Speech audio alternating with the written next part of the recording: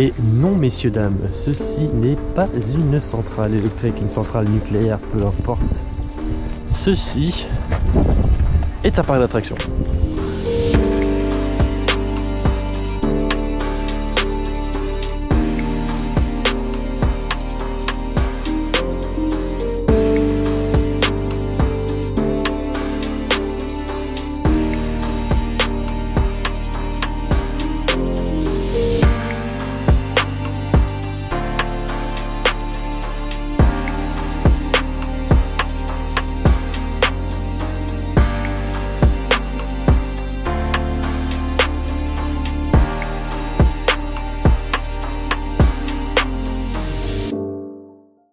Salut à tous et bienvenue ici à Wonderland Kalkar, qui s'appelle aussi un peu Kernis Family Park, bref, il y a deux noms. J'ai l'impression qu'on est dans un monde parallèle. C'est trop bizarre. On est dans une centrale en fait nucléaire qui n'a jamais été mise en fonction. Regarde, t'as les entrées. Et qui a été transformée en parc d'attractions. Bref, ça va être assez intéressant parce que malgré tout, il y a un cadre qui est vraiment unique et qui est très atypique. Niveau attraction, on n'a pas forcément grand chose à faire. On va, je pense, Powerade, c'est sympa. Powerade, c'est sympa. On a un petit flume, c'est sympa.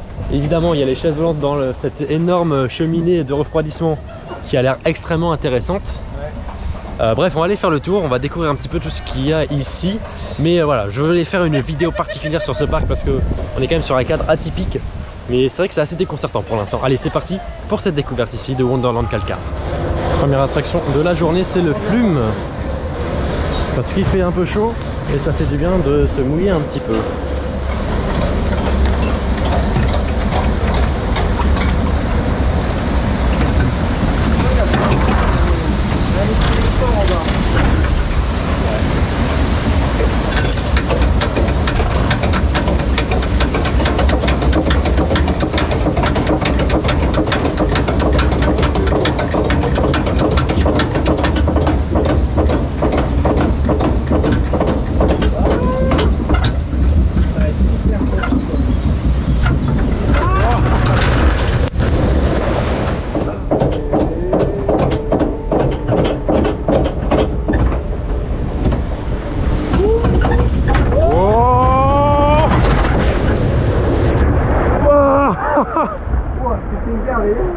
Oh la violence! Même la chute elle était... On a tellement vite. Putain! Voilà, on peut la chute.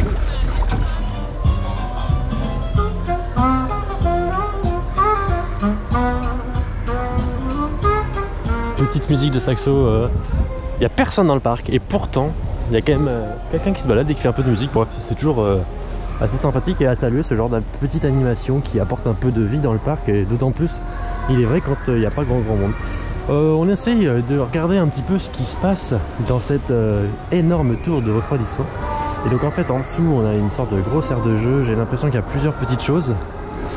Mais ah ouais, en fait c'est entouré d'eau ici, tu as une aire de jeu au milieu.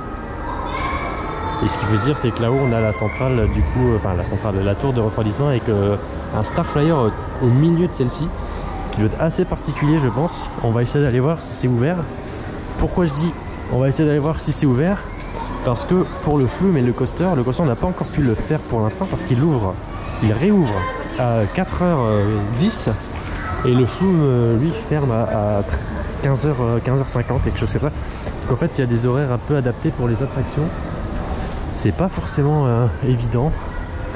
On est arrivé assez tard dans le parc et du coup on a pas mal d'autres choses quand même à découvrir, et avec cette organisation par horaire ça va être assez compliqué je pense de s'organiser. On va essayer de voir et tu vas essayer de ne rien louper de très important et de ce qu'on veut absolument faire. Évidemment le crédit et aussi cette attraction qu'il y a dans la tour de refroidissement. Donc voilà, c'est une petite complexité. Après le parc est vide donc il n'y a pas vraiment de temps d'attente, c'est au moins ça de prix. Donc là on va aller voir directement à l'intérieur de cette fameuse tour de refroidissement. J'ai hâte de voir à quoi ça ressemble. On n'a pas tous les jours l'occasion de venir ne serait-ce qu'à l'intérieur de ce genre de bâtiment, et ça en impose quoi. C'est quand même très imposant, très impressionnant.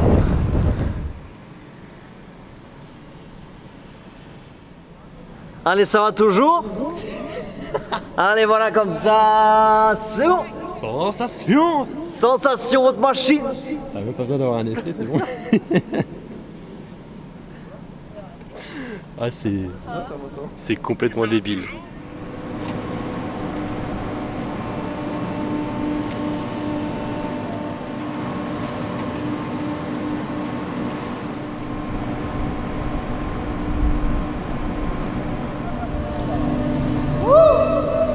C'est incroyable. Ah, c'est un délire. C'est... Ah là là.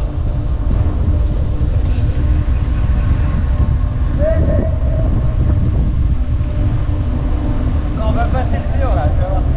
C'est un délire.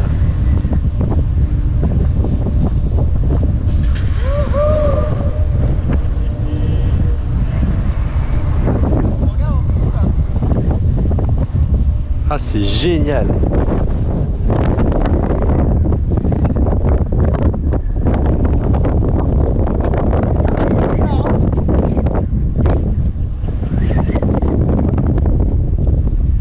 Ah, c'est dingue.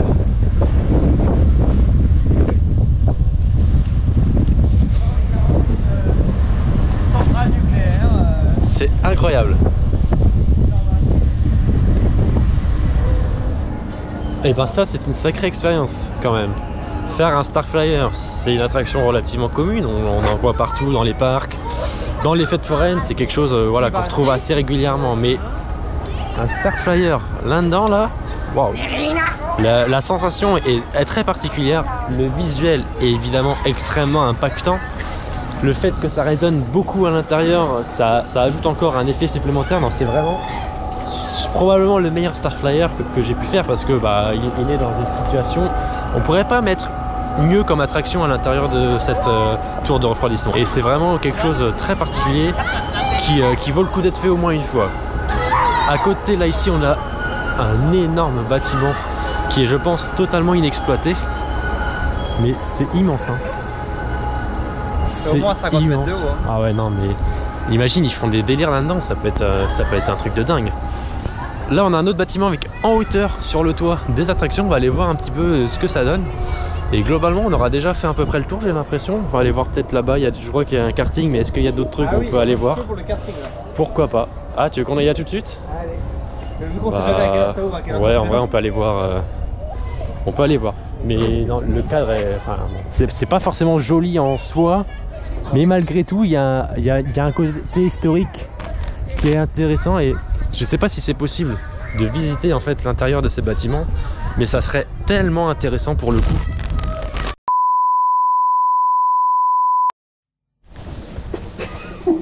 C'est un délire. Puis on se retrouve. On voit rien. À faire de l'Uovex.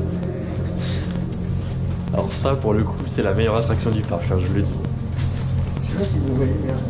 Wow, le truc. Et en fait, c'est les anciens. C'est là où l'eau passait, quoi. C'est là où l'eau passait. On est dans un tunnel, c'est là où l'eau passait, c'est incroyable. Ah oui, jamais passé du coup. Bah, je sais pas, peut-être qu'ils ont fait des essais. Hein. Oh, il y avait un pigeon, j'ai écrasé un pigeon. Ouais, c'est un peu glauque. J'ai vraiment marché dans un pigeon, quoi. Ouais, c'est chaud. Non, mais là, c'est une expérience de dingue. Bon, vous voyez rien, c'est tout noir à votre écran, mais il faut savoir c'est comme si on était dans les égouts, quoi. On est sous le parc. C'est une expérience énorme. C'est incroyable. Oh, ok. Oh, ok. Ok. Et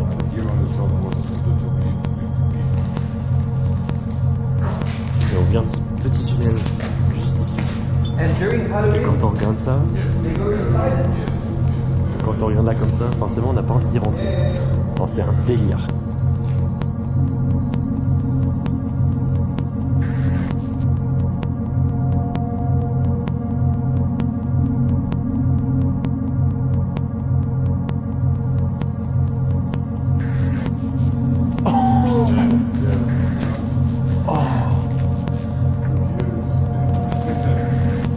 Ouais, c'est vraiment très dangereux. Il y a des trous ici au sol.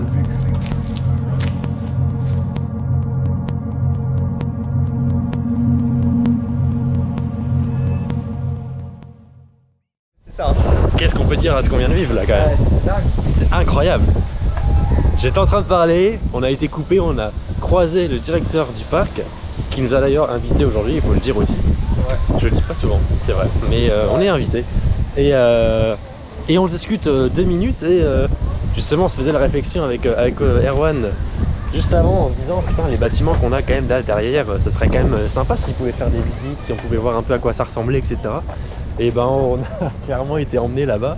Alors pas dans le gros bâtiment gris ici que vous voyez là, qui est en fait le bâtiment des réacteurs. On est passé en fait en dessous de la tour de refroidissement, prendre un tunnel où normalement il y a de l'eau qui est censée passer dans le système, dans le fonctionnement de la centrale. C'est l'eau qui en fait qui est envoyée vers la tour de refroidissement. Et on a été aussi dans ce grand bâtiment jaune qui a une hauteur sous plafond déjà énorme. 35 mètres, il disait. Ouais. 35 mètres, ouais, c'est impressionnant et on n'est clairement pas au maximum par rapport aux autres bâtiments qu'il y a derrière. C'est vraiment une expérience assez dingue. Alors c'est vrai que c'est assez dangereux, clairement. Super dangereux. Mais c'est voilà, c'est une expérience folle. A priori, il n'y en a pas beaucoup qui ont la chance de vivre ça. Donc merci beaucoup au parc de nous avoir donné l'opportunité d'avoir ce moment unique et dingue. Et, ça apporte un vrai level up à la visite. Grave, vraiment, là, je sais pas comment on va pouvoir repartir de ce parc en étant déçu après ce qu'on vient de vivre en fait. C'est... Ah, il a bien géré son truc, le directeur. Il a une business fin. Non, franchement, expérience de dingue, clairement.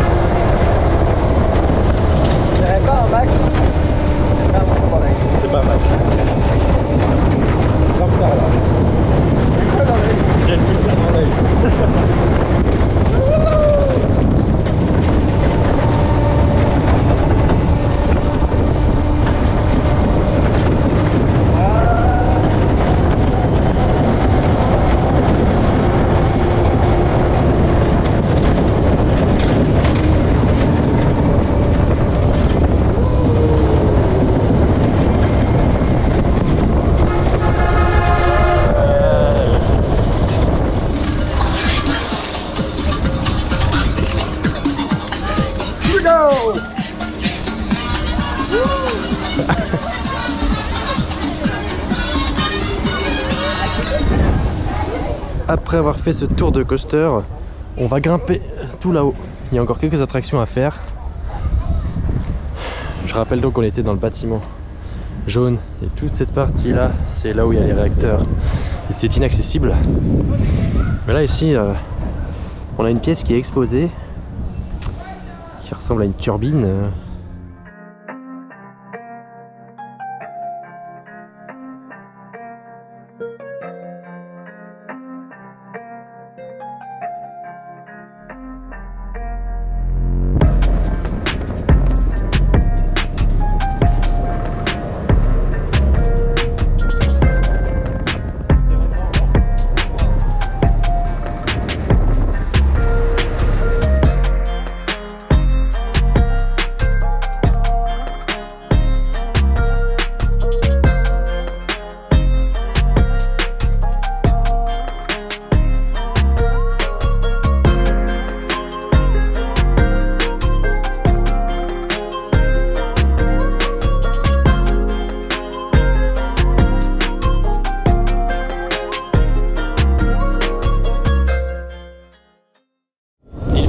C'est quand même sacrément quelque chose d'incroyable ce Starflyer, et c'est pour ça d'ailleurs qu'on en refait un tour pour terminer cette journée. Mais regardez-moi cette vue!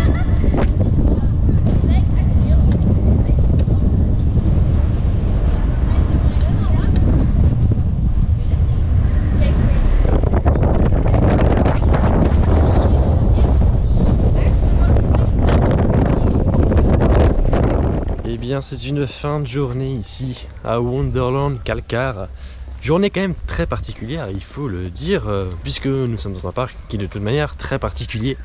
C'est difficile d'être objectif sur la journée qu'on a eue, parce que bon, on a été invité déjà d'une, je le rappelle, et puis avec l'expérience particulière qu'on a pu faire grâce au parc, aller découvrir un petit peu et entrer à l'intérieur des bâtiments qui sont normalement interdits d'accès, c'est vrai que c'est quand même quelque chose et une expérience qui reste forcément en tête et difficile d'être du coup objectif sur la qualité du parc en tant que tel sur notre journée, puisqu'elle a été fantastique grâce à cet événement particulier.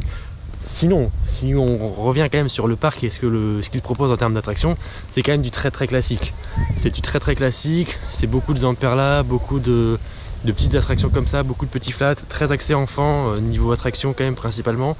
Pas toujours très joli par endroit, il y a des petites fautes de goût quand même de théma, notamment ces poubelles là, ici là. Il y a que ça comme poubelle dans le parc, c'est quand même pas très très joli. Bloc avec de la théma enfant, alors que c'est vrai. On a des idées de théma. C'est vrai, on a réfléchi à des idées de théma avec un lieu pareil. On peut tellement faire de trucs incroyables, mais c'est vrai que c'est un parc qui est très axé enfant, et donc forcément tout ce qui peut être théma un peu industriel, steampunk, ce genre de choses, c'est tout de suite un peu plus compliqué. Mais voilà, c'est quand même un parc qui est très très intéressant. Ça reste à faire quand même. Ça reste à faire pour le côté atypique, pour le côté unique, parce que je crois que c'est le seul parc au monde qui est comme ça, dans cette configuration. Donc rien que pour ça, ça vaut le coup de le découvrir, de voir un peu à quoi ça ressemble. Après, c'est sûr qu'on n'y passe pas la journée complète. Je sais qu'à côté il y a hôtel, bowling, restaurant, enfin il y a plusieurs trucs, je sais pas vraiment à quoi ça ressemble et si ça vaut le coup. En tout cas, il y a la possibilité de rester une nuit ici, de rester en séjour ici. Forcément le parc en tant que tel, lui, ne vaut pas le coup de rester en séjour, mais voilà, c'est clairement une expérience, et c'est aussi pour ça qu'on est venu. On est venu en se disant on va découvrir quelque chose d'unique qui va pas le contrat est rempli, hein. Le contrat est rempli complètement, oui voilà. C'est pas le parc du siècle, non, c'est dingue. C'est pas le meilleur parc qu'on a fait, mais l'histoire derrière ce lieu et le cadre, la position atypique de certaines attractions et ce qu'on a autour de nous, rien que ça apporte un gros plus. Merci en tout cas d'avoir regardé cette vidéo jusqu'au bout. On se donne rendez-vous très très bientôt pour d'autres vidéos sur ce trip ici. C'est la fin de notre premier jour, il y a encore 2 jours qui nous attendent avec plein d'autres découvertes. Il y aura d'autres vidéos sur des parcs unitaires, et à la fin il y aura une vidéo globale qui résume un petit peu tout le trip avec vraiment toutes les étapes qu'on a pu faire. Bref, ça c'est à découvrir très prochainement sur la chaîne. Merci à tous, à très bientôt, salut. Bye bye. Auf Wiedersehen, ich wunderlam.